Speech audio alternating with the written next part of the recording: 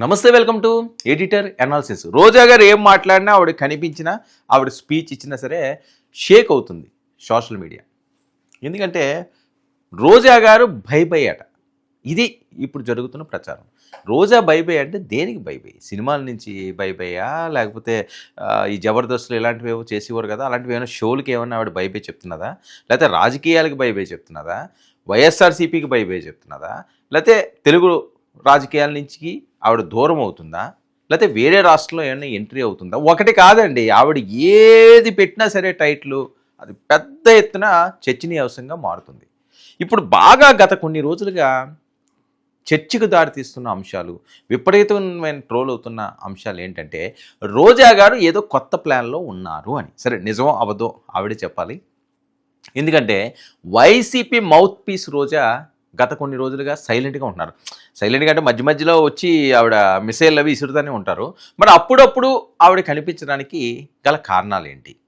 ఎందుకు ఈ మాజీ మంత్రి గారు నిత్యం ఉండట్లేదు? మరి జనంతో డిష్యూ అయిందా? ఎందుకంటే నగర జనంతో, నేను అనేది నగర జనంతో అయిన సంగతి కూడా మనం చూసాం. లేకపోతే జగన్ గారితోటే అయ్యిందా? ఇక్కడ రెండు అంశాలు. ఒకటి నగర ప్రజలతో అయ్యిందా, జనాలతోటి. ఎందుకంటే నగరంలో చాలా అసమ్మతి వచ్చింది, పెద్ద ఎత్తున ఆవిడ మీద నిరసనలు వచ్చినాయి. ఆవిడ కూడా చాలా ఆవేదన వ్యక్తం చేశారు లోకల్ బాడీ ఎలక్షన్లోని. ఇలాంటి టైంలో ఇంకెందుకులే గొడవలు పెట్టుకుని ఎంతకాలం ఉంటానని చెప్పి ఏమైనా డిసైడ్ అయ్యారా? మరి ఫ్యాన్ పార్టీకి ఆమె గుడ్ బై చెప్పబోతున్నారా? అంత ఈజీగా జగన్మోహన్ రెడ్డి గారిని వదిలేసి, వైసీపీని వదిలేసి ఆవిడ వెళ్తారా? మరి ఇది పెద్ద ప్రశ్నే. ఎందుకు ఈ చర్చ జరుగుతుందని, ఎందుకు జరుగుతుంది అన్నదానికి కొన్ని కథనాలు పెద్ద ఎత్తున ప్రచారంలో ఉన్నాయి. ఏపీ రాజకీయాల్లో యాక్టివ్గా లేని రోజా గారు, అందుకే పక్క రాష్ట్రంపై ఆవిడ ఫోకస్ పెట్టారా? ఇది ఏంటి, ఏం చేశారు, ఎందుకు ఫోకస్ పెడుతున్నారు? ఏ రాష్ట్రం అంటే స్టాలిన్కు సపోర్ట్ చేయాలని ఆవిడ చూస్తున్నారటండి. మరి తమిళనాడులో తెలుగు ప్రజలు అధికం. ఈవిడ తమిళనాడు కోడలే, పుట్టినిల్లు కాకపోయినా మెట్టినిల్లు అది. సో మరి తమిళనాడులో ఈవిడ సినిమాలు చేసినప్పుడు కూడా తమిళనాడుతో పరిచయం ఉన్నది. తెలుగు వాళ్ళు చాలా ఎక్కువ మంది ఉన్నారు. తమిళనాడు, ఆంధ్రప్రదేశ్, తెలుగు రాష్ట్రాలు రెండు ఒకటే అన్నట్లుగా ఉండే పరిస్థితి. ఒకప్పుడు అంతా అక్కడే ఉండేది కదా, తర్వాత మనం రాష్ట్ర విభజన తర్వాత ఇక్కడికి వచ్చాం. కానీ రాయలసీమకు బార్డర్ కూడాని నగరి, ఇవన్నీ నగరికి తమిళనాడుకి ఏముందండి, 30 హార్డ్లీ ఒక 1 hour ఏమో ఆ బార్డర్లోకి వెళ్ళిపోవాలంటే. మరి స్టాలిన్ గెలుపు కోసం రోజా గారు ప్రయత్నిస్తుండడంలో ఉన్న ఇన్సైడ్ ఏంటి? లేక డిఎంకే తరపున ప్రచారం చేస్తారా? ఒకటి స్టాలిన్కి చేస్తారా, డిఎంఏకి మొత్తం చేస్తారా? మరి స్టాలిన్ నుంచి రోజాకు ఏమైనా ఆఫర్ వచ్చిందా? జగన్తో సీఎం స్టాలిన్కు మంచి సంబంధాలు ఉన్నాయి. ఇక డిఎంకేకు మద్దతుగా వైసీపీ ప్రచారం ఇప్పటికే డిసైడ్ కూడా అయిపోయినట్లుగా సమాచారం.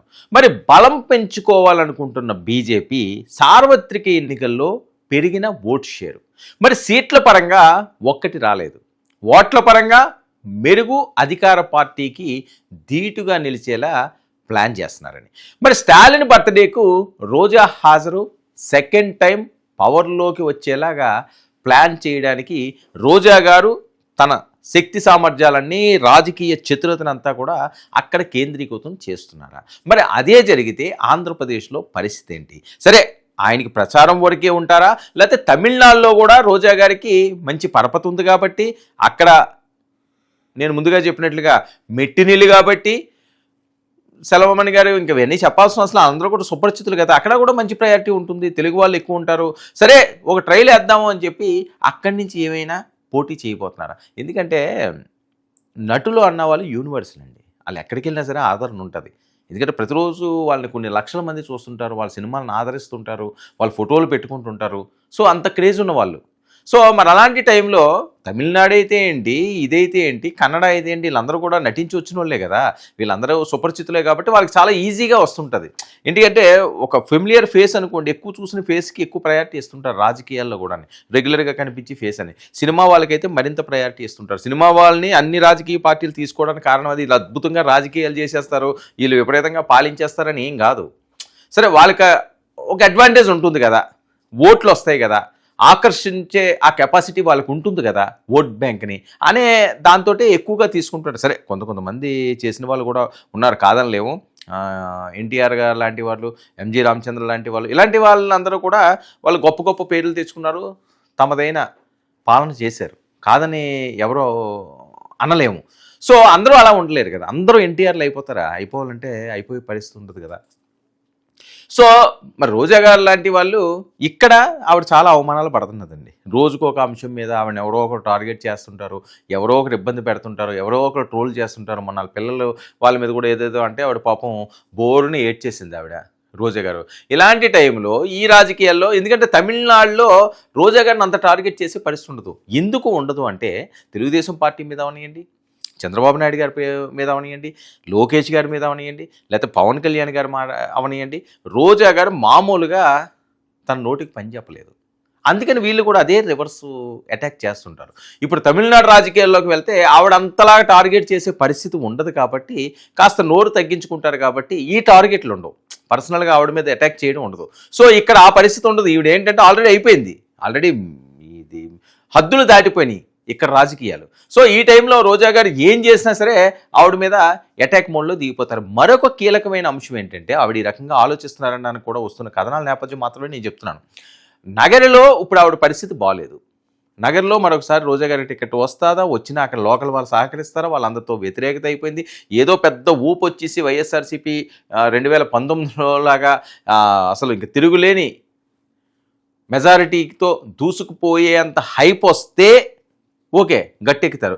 నువ్వా నేనా అన్నట్టుగా ఉంటే రోజా గారు లాంటి సీట్లు చాలా అయిపోయే ప్రమాదం ఉంది కాబట్టి వాళ్ళకి ఇచ్చే అవకాశం తక్కువ అని. మరి నగర కాకపోతే మరి వీడు ఎక్కడికి వెళ్తారు? వేరే ప్రాంతాలకు వెళ్ళి ఇప్పుడు కొత్తగా నియోజకవర్గాలు ఎదుర్కొంటే అక్కడికి పోటీ చేసి అక్కడ యుద్ధాలు చేసి గెలిచి ఇవన్నీ కూడా పడే ఓపిక ఆవిడికి అనవసరం అనుకుని ఉంటారు. సేఫ్గా అక్కడికి వెళ్ళిపోతాం, ఓ మంచి నియోజకవర్గం తీసుకుందాం, అవకాశం ఉంటుంది అని చూస్తున్నారని వస్తున్న టాక్ నేపథ్యం తప్పేం కాదు, ఎక్కడన్నా పోటీ చేయొచ్చు. ఆవిడ తమిళనాడు వెళ్ళి పోటీ చేస్తారు, స్టాలిన్కి ఆవిడ అండగా నిలబడవచ్చు, రాష్ట్రం అంతా కూడా ఆవిడ పర్యటనలు తిరగచ్చు. మరి అలాగే ఇలా ఉంటే మరి ఇక్కడ పరిస్థితి ఏంటి? రోజా గారు ఖచ్చితంగా వైఎస్ఆర్సీపీకి ఒక మౌత్ పీసే. ఎందుకంటే ఏం మాట్లాడాలన్నా సరే మగాళ్ళకి ధీటుగా రోజా గారు రంగంలోకి దిగుతారు, ఎవరినైనా సరే అటాక్ మోడ్లోకి దిగిపోతారు. ఆవిడ వాక్చాతుర్యం అంతా కూడా దబిదుబి ఆడించేస్తుంటారు. మరి ఇలాంటి వాళ్ళని కోల్పోతే జగన్ గారికి కొద్దిగా ఇబ్బందే.